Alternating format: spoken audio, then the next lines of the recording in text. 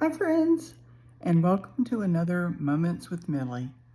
I wanted to wrap up my series I was doing on HOAs.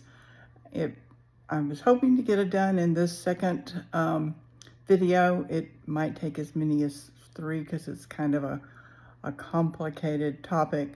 But just a recap for someone who might have missed the first video. You are required to be in your HOA by your purchase of a home if you choose to live in a neighborhood where they are governed by a declaration of covenants. They are a legal document, and in your closing papers there is a line where you have to initial that you agree to abide by the rules and regulations, because you are aware that you are purchasing in a community where you are going to be governed by that set of rules. After you have reached a certain percentage, and that percentage is outlined in your documents, of occupation, so many homes have been sold. That's decided initially by the developer. Then when you reach that percentage, the community will be notified, and you will hold a community-wide meeting where you can elect a board of directors from volunteers from the neighborhood, people who live in the community, and you'll have a president, vice president, secretary, and treasurer. Your bylaws will dictate how many officers you're supposed to have. And then that group will start carrying out the rules and regulations for the community. A lot of people love them, love having the guidance by some rules for the community, for upkeep, maintenance of your property, mowing, edging, weeding, making sure the outside of your home is properly maintained by painting, taking care of roof problems, just things that seem to be common sense.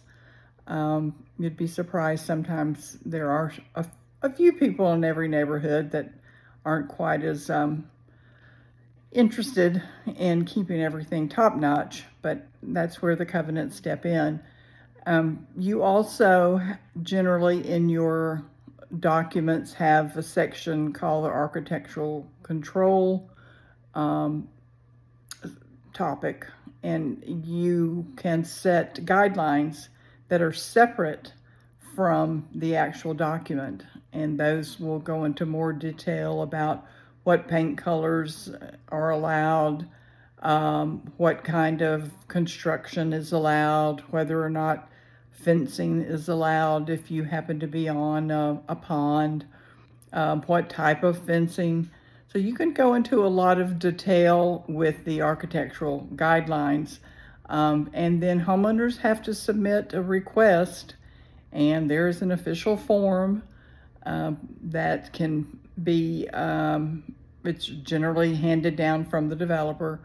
That form requires a lot of information. Of course, your name, address, phone number, a description of your request for your change.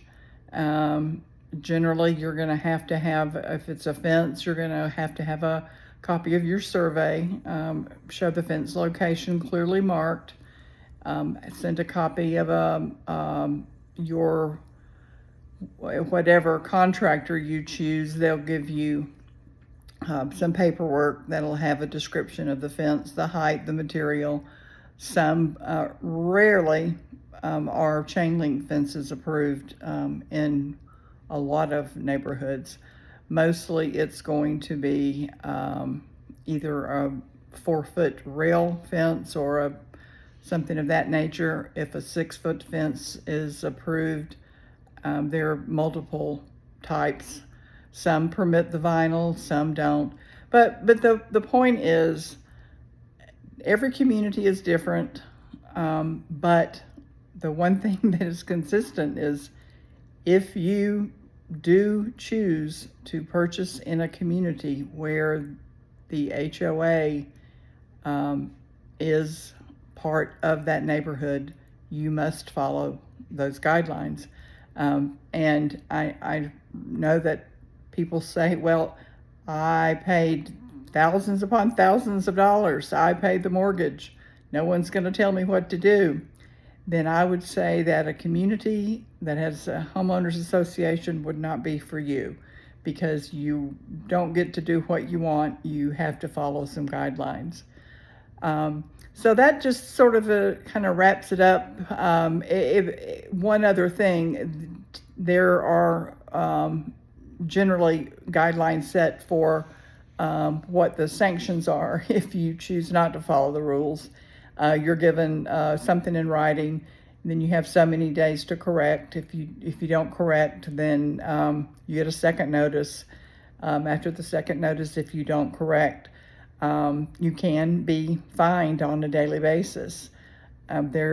Each community association has an attorney on file, and even if you might have an attorney friend, unless they are versed in association law, they're not necessarily going to be aware of what is or is not legal according to your documents and according to the state in which you live, because states regulate associations as well, and as homeowners sue associations, that suit gets to court, and then precedents are set.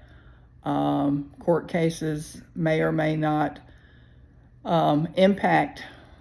Typically, courts do not go against the documents that are as they are written, so it's kind of unusual.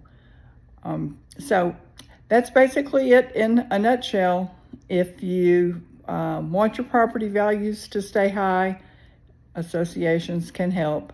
If you don't like being told what to do, if you don't like people inspecting your lawn, then you might want to get 40 acres somewhere.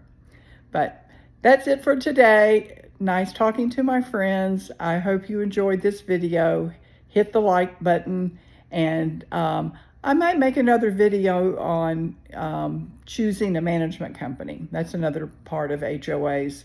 So I'll think about that and maybe see you soon. Have a great afternoon. Bye, friends.